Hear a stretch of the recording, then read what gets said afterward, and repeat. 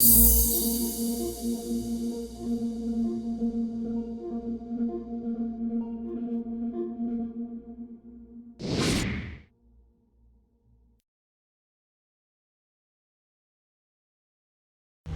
what's up? It's Kid, time for another video, and today we're going to talk about spinning reels and what you could do to make them better. Especially when you're looking at the top end, there are a lot of people that think that there's nothing to change. In most cases, that's actually correct. However, there are some things that you could tweak to make your experience with them a bit better. Now, before we get started, if you haven't subscribed yet, please consider subscribing. This channel talks about the hows and whys of fishing, and we cover everything from big game, ultralight, everything in the middle, including fly fishing. And today, we're talking about the stuff that you could do to make your spinning reels even better. So we have a really tiny one, something in the middle, and like a really big one here that I use for tuna, GT, and stuff like that. First thing that you notice if you look at the smaller one here is that it has some weird attachments, especially for the guys over at the States. This might be sort of a little bit alien. All right, the first thing is that this is a Stella. Okay, it's a 1000 size, and I think a lot of people would agree that it just doesn't get any better than this. It's a very good reel on its own already, but why did I put these attachments? Okay, firstly, let's talk about the paddle handle that comes with this. And while it's good and everything, I think it's called Septron. Let me see if I can actually get a. Okay, here we go. So this is a Stratic, and although the handle might not have been the same, but it was quite similar to this, and it's rubber. Now the biggest problem with that is that when you're actually using it, after a while it kind of gets sticky. Okay, and I didn't want to deal with that, so replaced it with an aluminum, and it works for me. Okay, now the good thing about this is that even when your fingers are wet, it still gives you very good grip. It doesn't really add a lot of weight and makes the reel function better. Now this is kind of something special. It's called a reel stand. Okay, and with the reel stand, it has like holes here on the side. If you can see, let me just zoom in so you can see. Okay, so it has holes here placed in several places. That there's holes, so I had to switch on the autofocus for this because it's kind of hard. There we go. So as you can see there, okay, there are holes, and the reason for those holes is actually so that you could use them as a hook holder. So when you have lures or when you're bait fishing, you know, you can just put your hook there and it's out of the way and it doesn't damage your hook. The biggest thing about this and why it's called a reel stand is that when this reel is mounted on a rod, when you put it, it actually acts as a stand. So your reel is away from the sand, and that's the most important thing. Now, there's nothing wrong with like foam handles or the rubber handles. It's just that really do break easy. Okay, I know that for this particular one, it shaves out the weight effectively, and I'm there. The biggest problem is that after a while, it does degrade. It's just not nice on the fingers. After a while, yeah, I mean, you know, an aluminum handle would stand up to abuse more. Not that you would abuse your reel, it's just that there are accidents. Okay, so this won't tear, this won't give you that weird dusty feeling after several years of use, such as this one. Okay, this is still okay, but this is gonna be changed pretty soon. Now, one of the things that I really hate about the rubber handle or the rubber knobs and the foam knobs is that when you actually held a fish right after, you know, even if you washed your hands, there's still some scent there, and these, even the rubber ones, actually tend to have the smell stick, whereas with an aluminum it just doesn't. Now the thing with this is that when you're fishing off rocks, sand of course keeps your reel from getting in contact with them, so banging them around rocks and stuff like that, it's actually kind of useful, because even sometimes when you're just reeling and there's something on the side here that you would hit, it shields it rather than actually having to hit something on the side. So yeah, that's again something that kind of bothers me, especially since you're in control, and these are things that can be avoided. And look, it just protects your reel as well. So when you're fishing close quarters, sometimes, you know, when you're fishing off rocks, you have to hide or shield yourself from the elements if it's raining, or if it's you know, just helps your reel from getting banged up. And again, the most important thing is that when you actually put your rod and reel down, it protects it. It doesn't really get in contact with the sand and other debris. So quite important. Obviously, the most is to change the handle or the knob. So as I did this one, this is a twin power XD. And it comes with a foam handle or foam knob.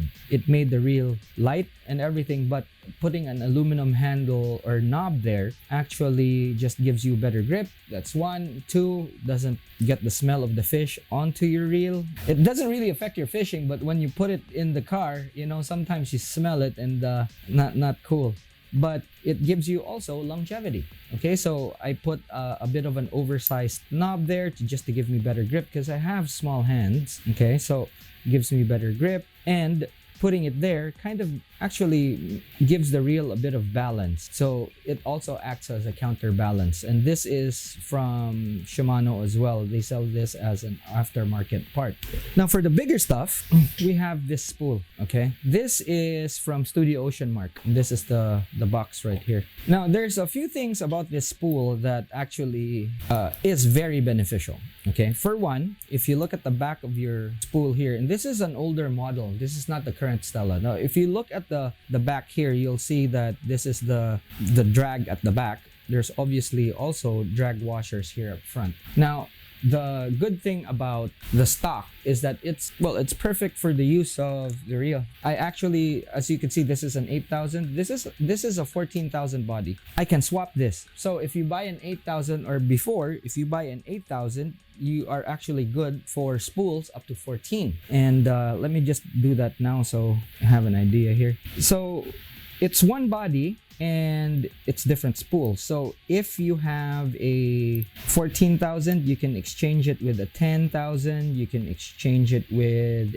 an 8,000, and obviously a 14,000. And if you buy a spare spool, it means that, for example, if you are fishing and you're using a 14,000 with heavy line, you can go ahead and swap that for an 8,000 with lighter line. So basically, instead of having two reels, you just have the spools, and you have two different systems and two different line classes that you can take with you. You also save line. I mean, if you're just fishing for, let's say, smaller tuna and you don't need the heavy line, you have that as a backup, and it makes things easier for you. Let me just find a line tie or a hair tie here to get the line in control. Okay, kind of important for you guys to see this actually, because it's pretty cool. Now take off the spool so that we can see some of the features that this reel or this spool has.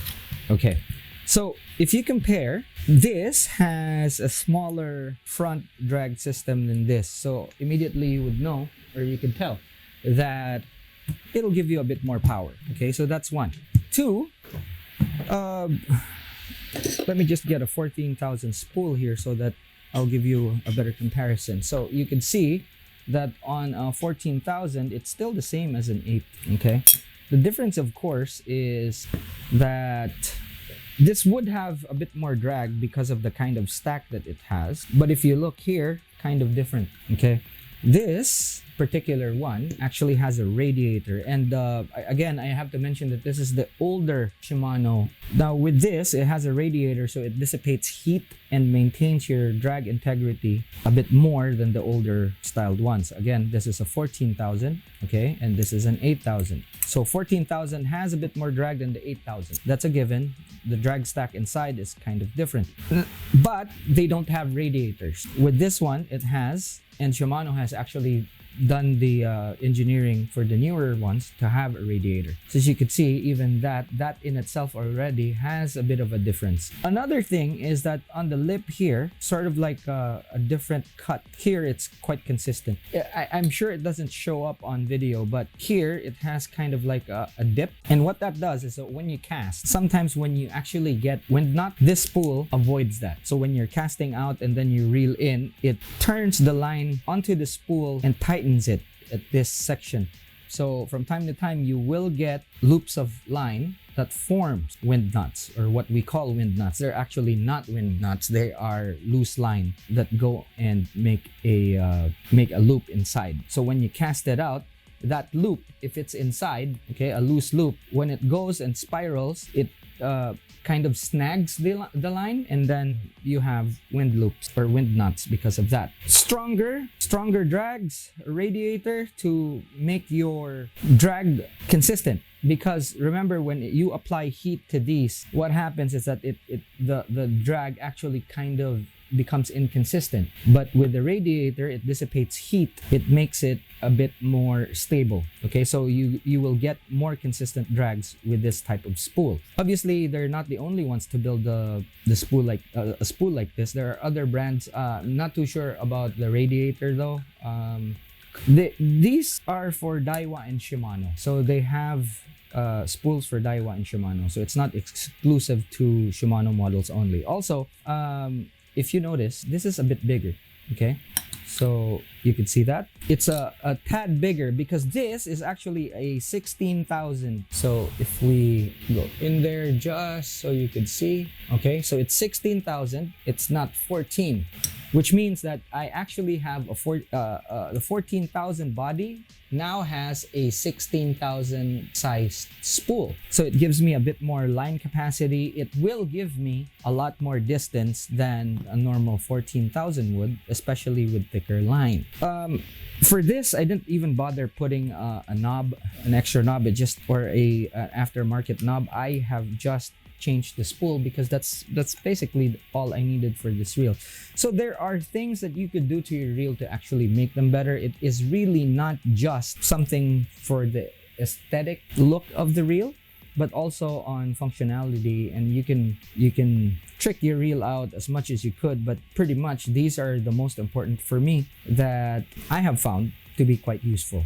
All right, so yeah, hope you learned something. I'm pretty sure that there are a lot of guys in the States that, you know, would find these things kind of strange.